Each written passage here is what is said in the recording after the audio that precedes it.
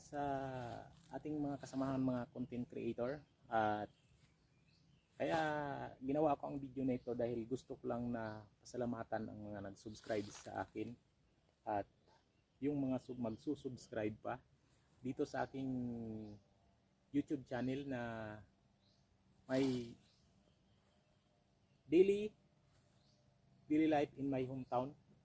So thank you sa lahat ng aking mga subscriber at umabot na tayo ng 11,700 na subscriber sa ating YouTube channel. Maraming salamat sa inyong lahat at hindi ko naabot ito kung hindi dahil din naman sa inyo, sa mga laging nagsusubaybay sa aking mga video. At ito lang yung pamumuhay ko, ganyan lang siya. Soon baka makita natin na mag-upgrade naman siya kung meron na tayong malaking earnings. So nag-earnings pa lang ako ngayon ng 2 beses ako nag-earnings at yun ay umabot lang ng 5K. Honestly is umaabot siya ng 5 months bago ako makasahod. So ang nangyari kasi kaya hindi ako nakasahod ngayon, magsi 6 months na nang simula nang umuwi ako dito sa Aklan dahil nag-stop ako sa pag-YouTube dahil sa aking kalusugan, and then ang pinukus ko ulit is yung si Facebook. So si Facebook is meron akong 8.4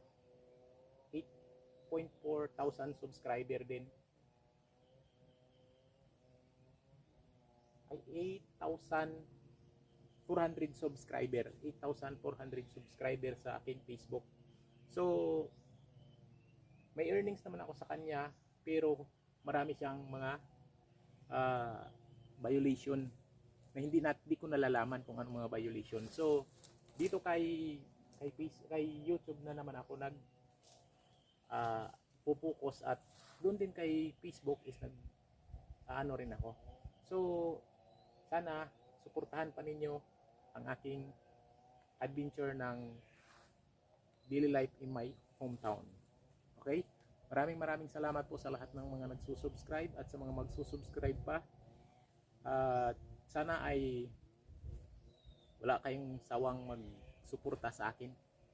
Ang aking mga video na pinapalabas ay hindi siya edited, kung ano yun ang lumabas dyan sa aking YouTube or Facebook is siya lang yun, walang edit.